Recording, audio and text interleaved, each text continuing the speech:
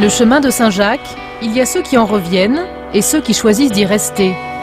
Dans la petite commune de Giscarot, dans le Gers, bonjour. Pèlerin tout mouillé. Aurélie est de ceux-là. Ça va Josiane. Depuis 4 ans, cette Toulousaine accueille les pèlerins dans cette vieille ferme reconvertie en gîte.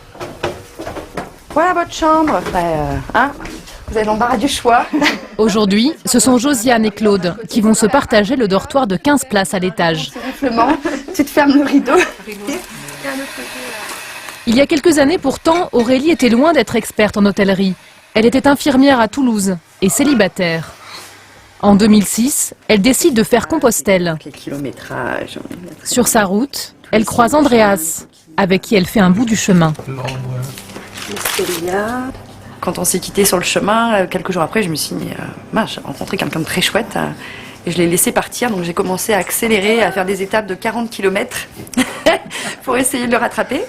Et j'ai jamais réussi à le rattraper. Mais je l'ai retrouvé à Saint-Jacques-de-Compostelle, sous la pluie, à un croisement d'une rue, avant qu'il aille prendre son avion. Encore un hasard pas croyable, parce qu'on aurait vraiment pu se rater à quelques secondes près. Et donc là, moi, j'ai fondu en larmes, et c'était les retrouvailles. Très vite, l'idée germe de ne pas remettre sa blouse d'infirmière et d'ouvrir un gîte sur le chemin. Mais Andreas est géologue à Hambourg et à 45 ans, sa vie est bien installée. Je me suis demandé si je voulais vraiment venir ici. Si notre amour était assez fort pour que je quitte mon travail, ma vie, sans parler un mot de français. Et puis un jour, Lily m'a appelé au travail et elle m'a dit qu'il y avait ce gîte en vente, où on était passé comme pèlerin. Et je me suis dit, ok, c'est un signe. Cette maison est pour nous. Et tout s'est fait très naturellement. Je retrouve tout ce qui me manquait dans mon métier d'infirmière. Je me retrouve à accueillir, à prendre soin, à recevoir, à tout le côté humain qui me plaisait dans mon métier, que je ne trouvais plus, qui me convenait plus.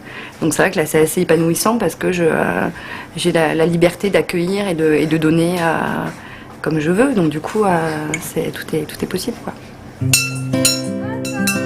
Comme beaucoup d'autres, Aurélie était venue sur le chemin pour soigner quelques blessures. Elle y a trouvé un mari, une famille, un bonheur simple et concret.